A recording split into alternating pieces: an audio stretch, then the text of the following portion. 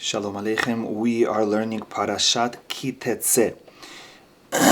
This is in Sefer Devarim, chapter 21, verse 10.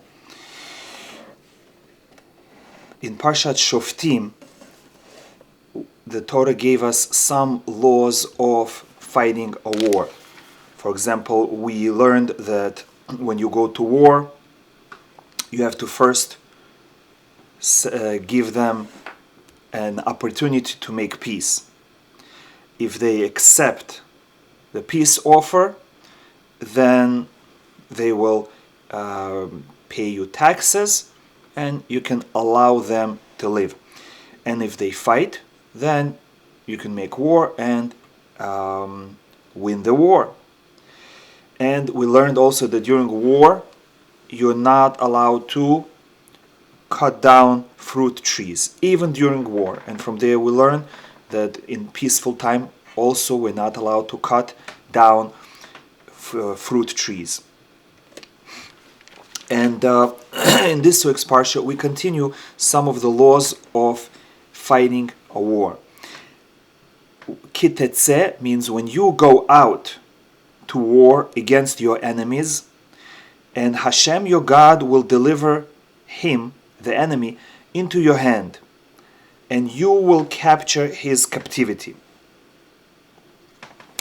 Now, the question is asked, why does it say when you go out to war against your enemies? Who else are you going out to war? Of course, enemies.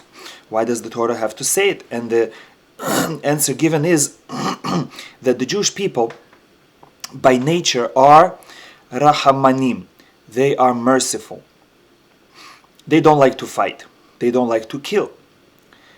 And therefore, they would rather concede, make peace, cease fire, exchange land for peace, and do all kinds of things just not to fight.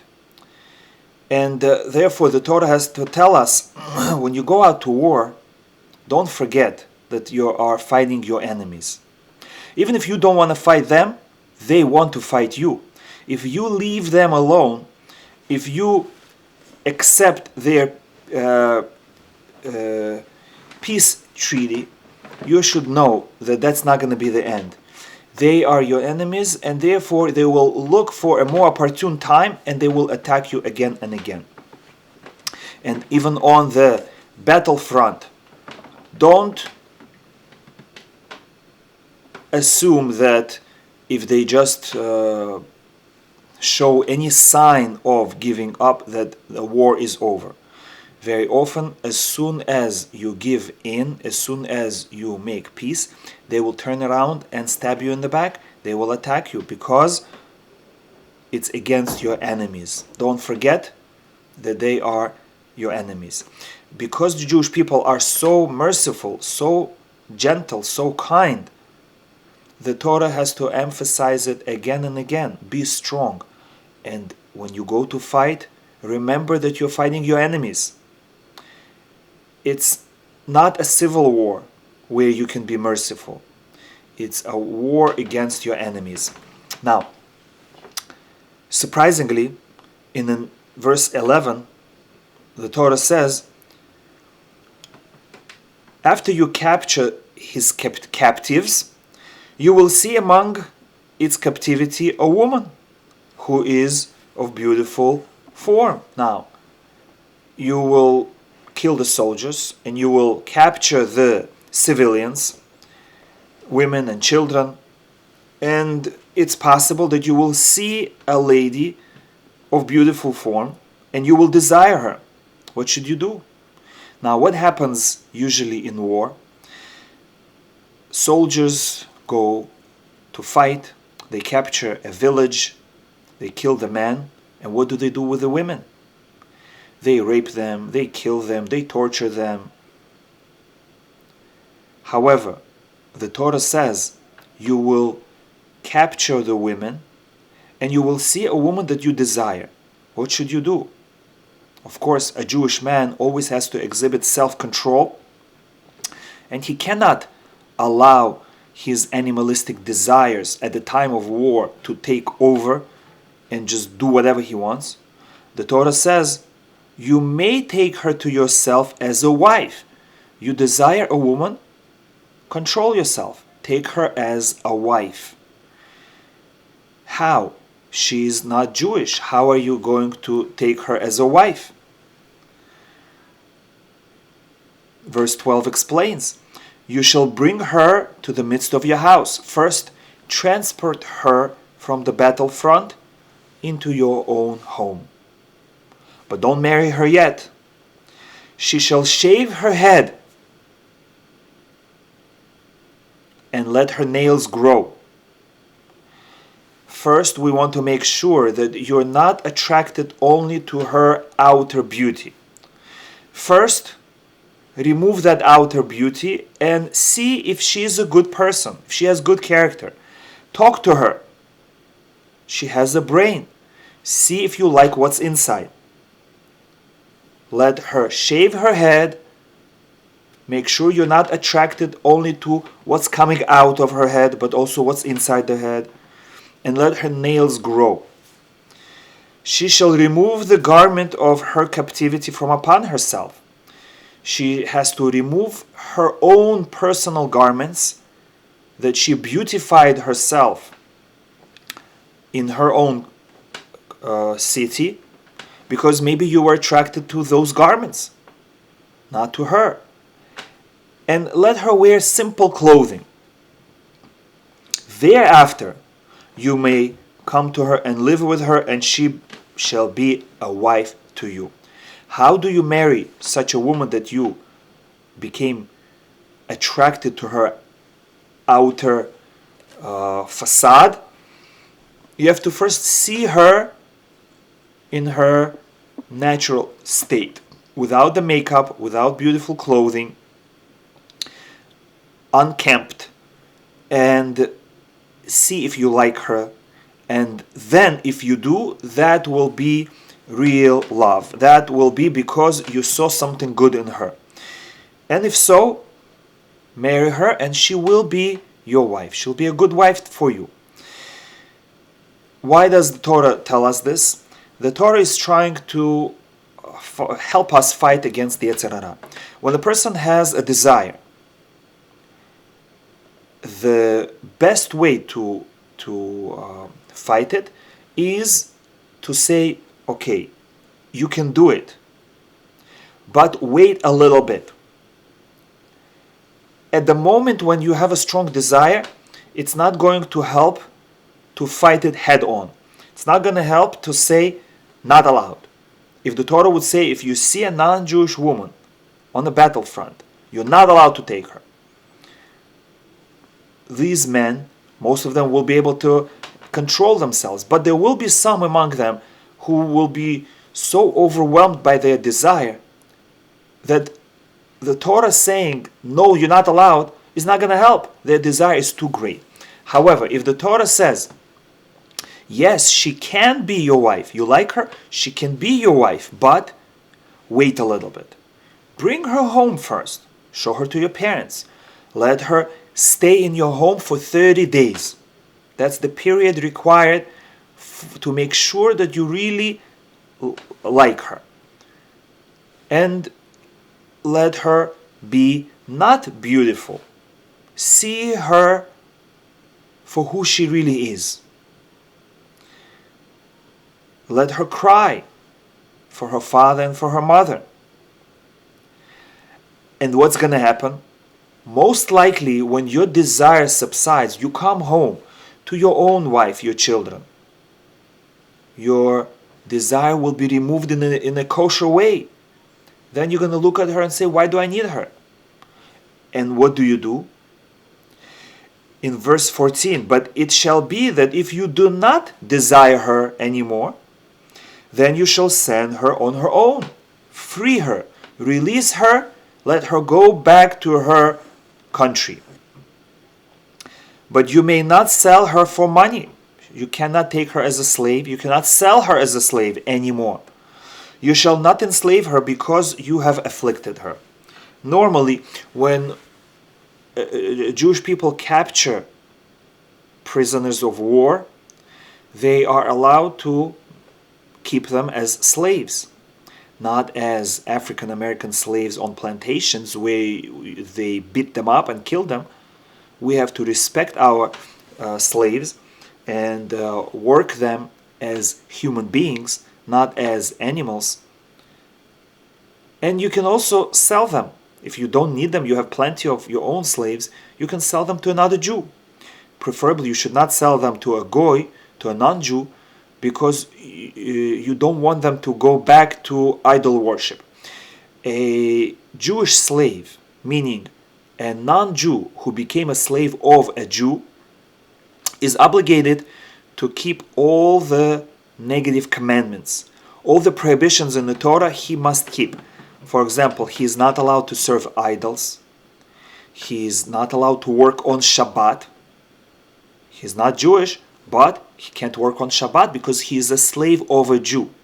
The Torah says, you must rest on Shabbat, and your slaves must rest on Shabbat. Even our slaves cannot work 24/7. We must give our slaves a day of rest, just like we have a day of rest. And therefore, if we sell our slave to a non-Jew, he'll go back to serving idols and being immoral. And we don't want that to happen because he is a human being, he has a soul, and therefore he has a mission in life. All non-Jews have 7 Noahide laws that they must follow, and therefore they cannot do whatever they want. Yes, they can eat non-kosher food, but at the same time they have laws of kashrut as well. They cannot eat a living animal. They cannot drink blood of a living animal. They cannot cut a piece off from a living animal. They have to first kill the animal, make sure it's completely dead, and only then they're allowed to eat. And so too, the non-Jews have laws of marriage. They also not allowed to have forbidden sexual relations. And therefore, by keeping him as a slave of a Jew, he will actually be more respected than in the outside world, because Jewish people are merciful and humble, and they recognize the divine soul in every human being.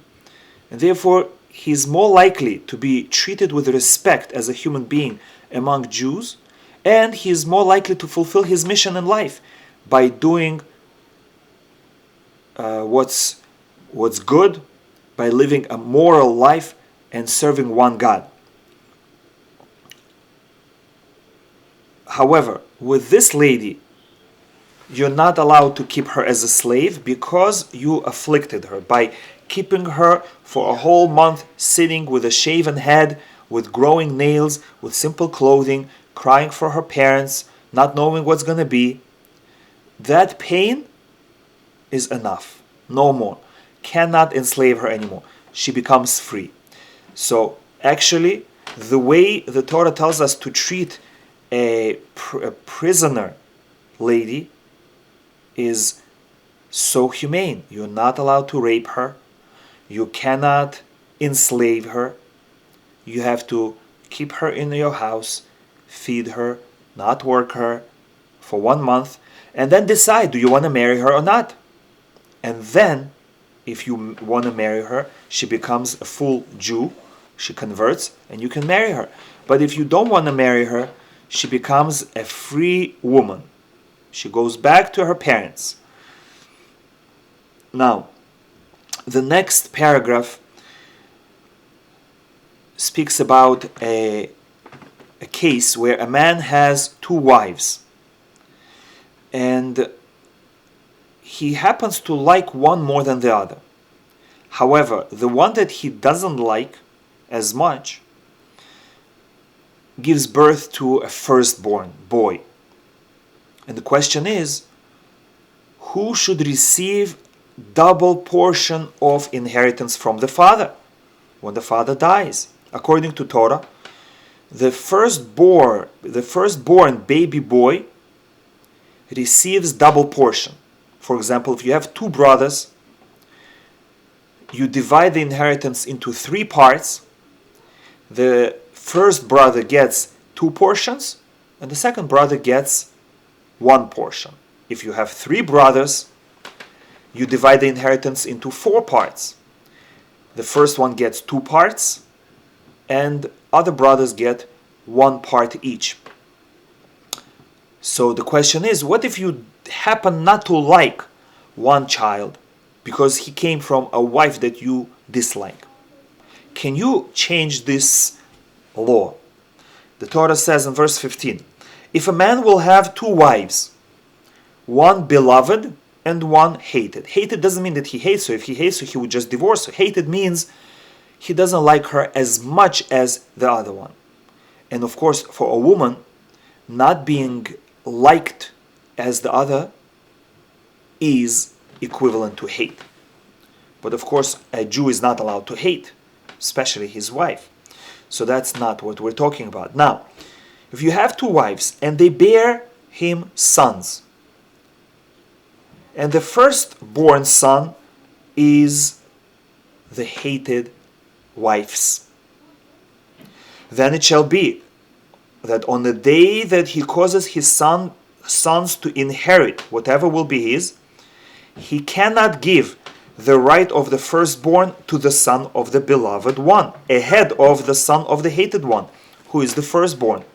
Rather, he must recognize the firstborn, the son of the hated one, to give him the double portion in all that is found with him, for he is his initial vigour, and to him is the right of the firstborn.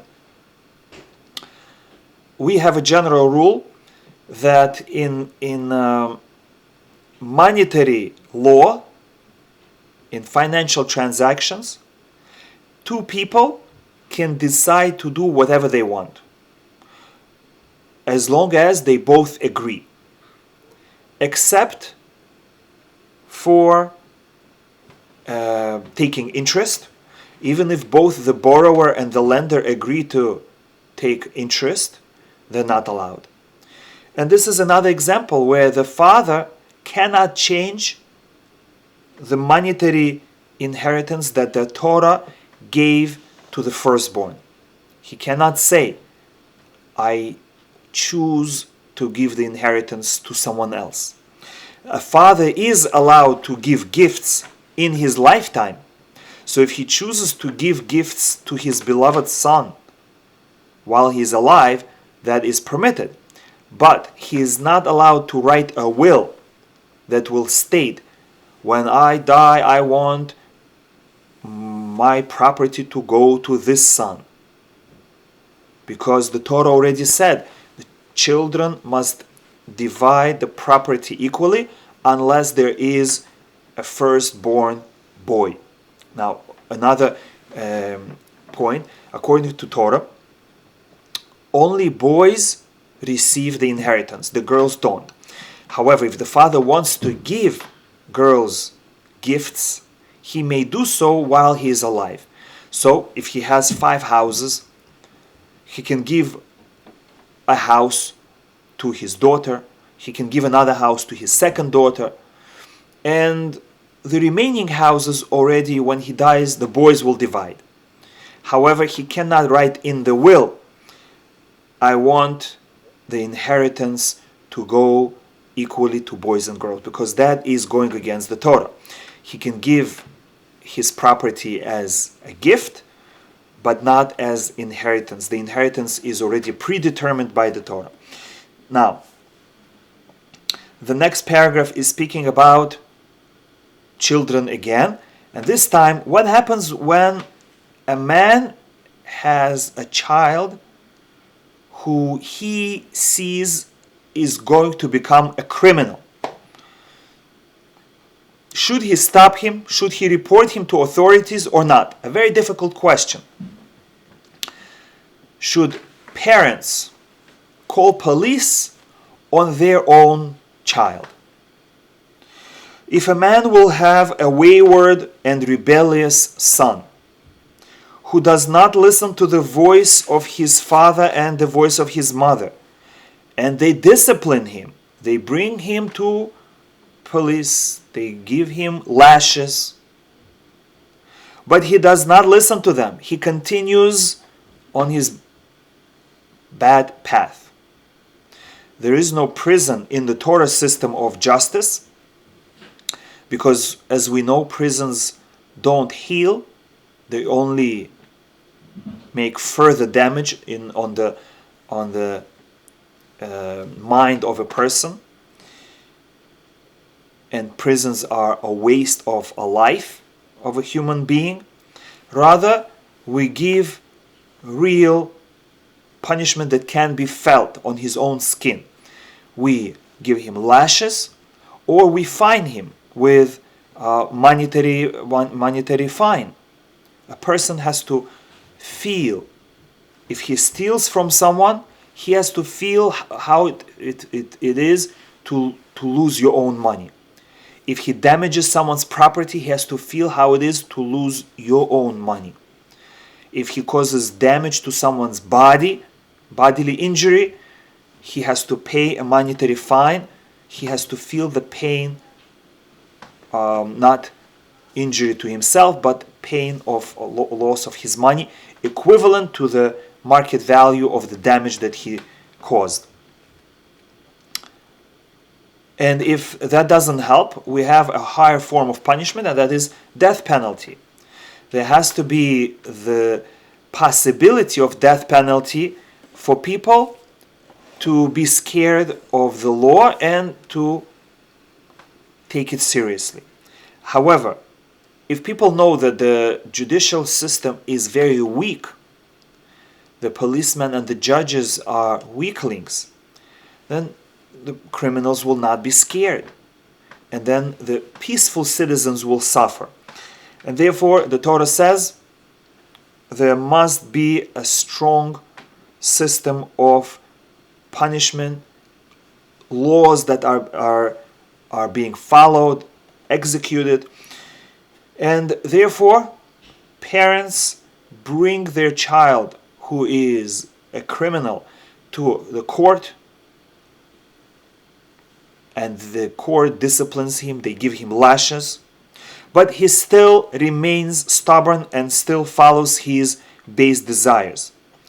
Verse 19, then his father and mother shall grasp him and take him out to the elders of the city for the second time, and the gate of his place. They have to bring him back to the court, back to the police station. And they shall say to the elders of the city, they say to the judges, this son of ours is wayward and rebellious. He does not listen to our voice. He is a glutton and a drunkard. If he continues on this way, he's going to start stealing, not only from his parents, but from passerbys. And if they refuse to give him their money, he's going to kill them. We have to stop it.